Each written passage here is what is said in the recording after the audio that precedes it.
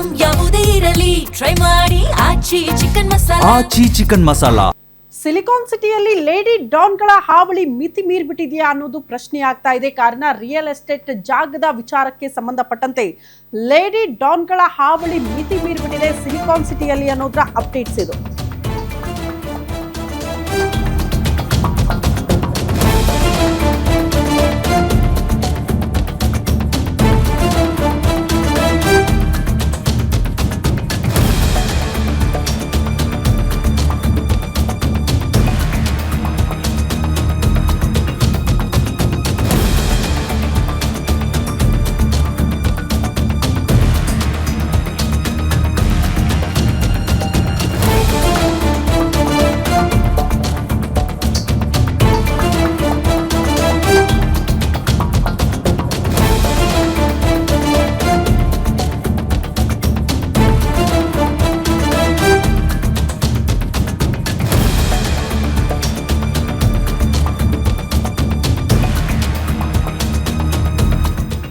ಬೆಂಗಳೂರಲ್ಲಿ ಹೆಚ್ಚಾಗಿದೆಯಾ ಲೇಡಿ ಡಾನ್ಗಳ ಹಾವಳಿ? Real estate ಜಾಗದ ಮೇಲೆ ಕಣ್ಣಂತೆ ಕಚೇರಿಗೆ ನುಗ್ಗಿ ಧಮಕಿ ಹಾಕಿದ್ದಾರಂತೆ.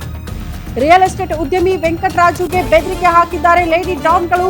ಜಾಗದ ವಿಚಾರಕ್ಕೆ ಸಂಬಂಧಪಟ್ಟಂತೆ ಸಂಗೀತಾ ರಾಮ್ ಎನ್ನುವ ಮಹಿಳೆಯಿಂದ ಬೆದರಿಕೆ ಹಾಕಲಾಗಿದೆ ಅನ್ನುವಂತ ಆರೋಪ. ಕರ್ನಾಟಕ ಯುವ ಸೇನೆ ಮುಖ್ಯಸ್ಥೆ ಅಂತ ಹೇಳಿಕೊಂಡು ಧಮಕಿ ಬೇರೆ ಹಾಕಿದ್ದಾರಂತೆ. 15ರಿಂದ 20 ಜನರನ್ನ ಕರ್ಕೊಂಡು ಹೋಗಿ ಕೊಲೆ ಬೆದರಿಕೆ ಹಾಕಿದ್ದಾರೆ ವೆಂಕಟರಾಜುಗೆ. ಕಚೇರಿಗೆ ನುಗ್ಗಿ ಬೆದರಿಕೆ ಹಾಕಿದ್ದಾರೆ. ಜೀವ ಬೆದರಿಕೆ ಇದೆ ಅಂತ ಪ್ರಮುಖವಾಗಿ ರಿಯಲ್ ಎಸ್ಟೇಟ್ ಉದ್ಯಮಿ ವೆಂಕಟರಾಜು ಈ ಆರೋಪ ಮಾಡಿದ್ದಾರೆ. ಮಹಿಳಾ ಸಂಘದ ಅಧ್ಯಕ್ಷ ನಾನು ಅಂತ ಧಮಕಿ ಹಾಕಿರುವಂತಹ ಆರೋಪ ಇದ್ದು, ಪಟಾಲಂ ಜೊತೆ ವೆಂಕಟರಾಜು ಕಚೇರಿಗೆ ನುಗ್ಗಿ ಗಲಾಟೆ ಮಾಡಿರುವ ದೃಶ್ಯ ಸಿಸಿ ಕ್ಯಾಮೆರಾದಲ್ಲಿ ಸೆರೆಯಾಗಿದೆ. ದೃಶ್ಯ ನೋಡ್ತಾ ಇದ್ದೀರಿ.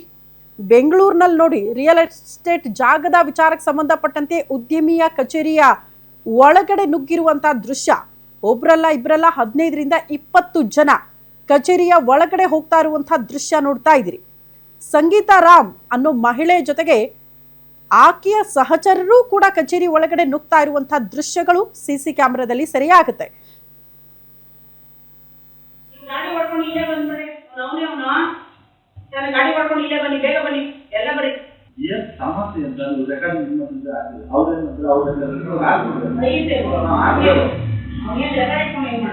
ನಾನು ಕಳಿಸ್ತೀನಿ ಇವಾಗ ಹೆಬ್ಬಾಳು ಮುಗಿದನೇ ಕಳಿಸ್ತೀನಿ. ಇವಾಗ ಇದೇ ಕೊಡಗೇ ಹೇಳಿಯೋನೆ ಅಮೃತ ಹೇಳಿಯೋನೆ ಕಳಿಸ್ತೀನಿ ನಾನು.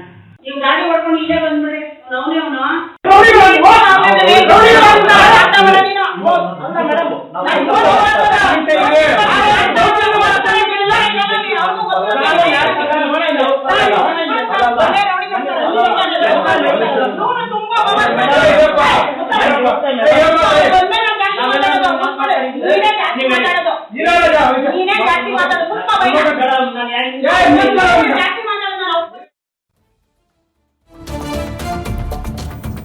ಮತ್ತೊಂದು ಅಪ್ಡೇಟ್ ಇದೆ. ಶಿವಾಜಿನಗರದಲ್ಲಿರುವ ಜಾಗದ ವಿಚಾರಕ್ಕೆ ಈ ರೀತಿ ಬೆದರಿಕೆ ಹಾಕಿದ್ದಾರಂತೆ ಸಂಗೀತಾ ರಾಮ್. ಶಿವಾಜಿನಗರದಲ್ಲಿ ಸೈಟ್ ಅಗ್ರಿಮೆಂಟ್ ಮಾಡಿಸಿಕೊಂಡಿದ್ರಂತೆ ವೆಂಕಟರಾಜು.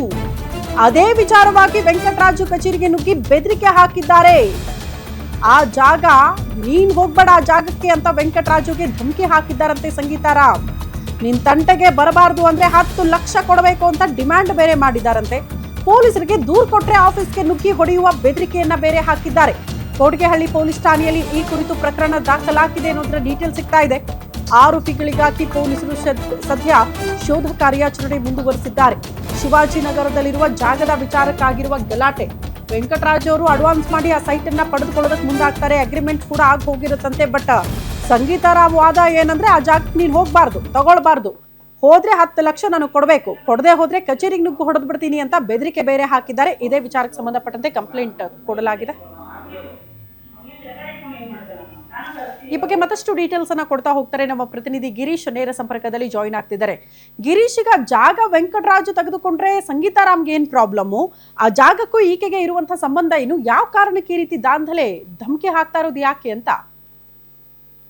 ಜೊತೆ ಖಂಡಿತವಾಗಿಯೂ ಬೆಂಗಳೂರಿನಲ್ಲಿ ರಿಯಲ್ ಎಸ್ಟೇಟ್ ಉದ್ಯಮ ಯಾವ ರೀತಿ ಬೆಳ್ಕೊಂಡಿದೆ ಅನ್ನೋದು ಎಲ್ಲರೂ ಕೂಡ ಗೊತ್ತಿದೆ. ಹೀಗಾಗಿ ಶಿವಾಜಿನಗರದಲ್ಲಿ ವೆಂಕಟರಾಜು ಇದ್ದಾರೆ. ಅವರು ಒಬ್ಬರ ಸೈಟ್ ಅನ್ನ ಸೇಲ್ ಅಗ್ರಿಮೆಂಟ್ ಅನ್ನ ಮಾಡ್ಕೋತಾರೆ. ಅಂದ್ರೆ ರಿಜಿಸ್ಟ್ರೇಷನ್ ಅನ್ನ ಮಾಡ್ಕೊಳ್ಳೋಕ್ಕಿಂತ ಮುಂಚೆ ಒಂದು ಅಗ್ರಿಮೆಂಟ್ ಅನ್ನ ಮಾಡ್ಕೋತಾರೆ. ಆದ್ರೆ ಇದೇ ವಿಷಯಕ್ಕೆ ಸೋ ಕಾಲ್ಡ್ ಲೇಡಿ ಡಾನ್ ಅಂತಾನೆ ಹೇಳ್ಬೋದು. ಈಕೆ ಏನಿದ್ದಾರೆ ಸಂಗೀತಾ ರಾಮ್, ಇವರು ವೆಂಕಟರಾಜು ಅವರ ಸಂಜಯನಗರದ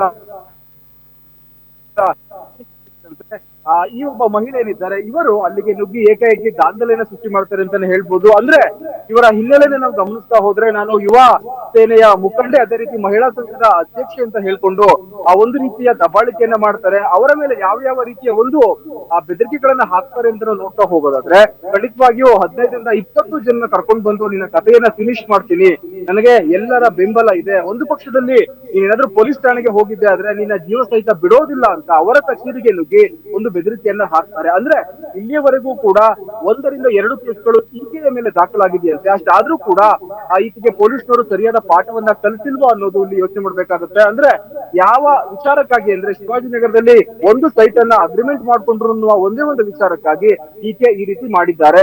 10 ಲಕ್ಷವನ್ನ ಕೊಟ್ಟಿದ್ದೆ ಆದ್ರೆ ನಾವು ಈ ಒಂದು ಕೇಸ್ ನಲ್ಲಿ ಸುಮ್ಮನೆ ಹೋಗ್ತೀವಿ, ಇಲ್ಲ ಅಂತ ಆದ್ರೆ ನೀನು ಆ ಸೈಟ್ ನ ವಿಚಾರವನ್ನ ಮಾರೋದಾಗ್ಲಿ ಕೊಂಡ್ಕೊಳ್ಳೋದಾಗ್ಲಿ ಮಾಡಬಾರ್ದು ಎನ್ನುವ ನೇರ ಬೆದರಿಕೆಯನ್ನು ಹಾಕಿದ್ದಾರೆ. ಇದೇ ಸಂಬಂಧ ಕೊಡಗೇಹಳ್ಳಿ ಪೊಲೀಸ್ ಠಾಣೆಯಲ್ಲಿ ಒಟ್ಟು 3 ವಿರುದ್ಧ ಪ್ರಕರಣ ದಾಖಲಾಗಿದೆ ಅಂತಾನೆ ಹೇಳ್ಬೋದು. ಅಂದ್ರೆ ಪೊಲೀಸರಿಗೂ ಕೂಡ ಇವರು ಯಾರು ಅನ್ನೋದೇ ಗೊತ್ತಿಲ್ಲ ಅಂತ ಒಂದು ಪರಿಸ್ಥಿತಿಯಲ್ಲಿ ಇವರು, ನಾವು ಲೇಡಿ ಡಾನ್ಗಳು, ನಾವು ಬೆಂಗಳೂರಲ್ಲಿ ಸಾಕಷ್ಟು ಜನರನ್ನ ಹೊಂದಿದ್ದೇವೆ, ನಿಮಗೆ ಹಲ್ಲೆಯನ್ನ ಮಾಡಿಸ್ತೇವೆ ಅಂತ ಹೆದರಿಸ್ತಾ ಇದ್ದಾರೆ. ಹೀಗಾಗಿ ಆ 3 ಜನರ ವಿರುದ್ಧ ಒಂದು ಪ್ರಕರಣ ಕೂಡ ದಾಖಲಾಗಿದೆ. ಪೊಲೀಸರು ಕೂಡ ಅವರ ಶೋಧ ಕಾರ್ಯವನ್ನು ನಡೆಸ್ತಾ ಇದ್ದಾರೆ. ಆರೋಪಿಗಳನ್ನ ಪತ್ತೆ ಹಚ್ಚಿದ ನಂತರವೇ ಈ ಒಂದು ಪ್ರಕರಣಕ್ಕೆ ಏನು ಸತ್ಯಾಸತ್ಯತೆ ಏನು ಎಂಬುದು ತಿಳಿದು ಬರುತ್ತೆ. ಓಕೆ ಗಿರೀಶ್, ಧನ್ಯವಾದಗಳು ತಮ್ಮೆಲ್ಲ ಮಾಹಿತಿಗೆ.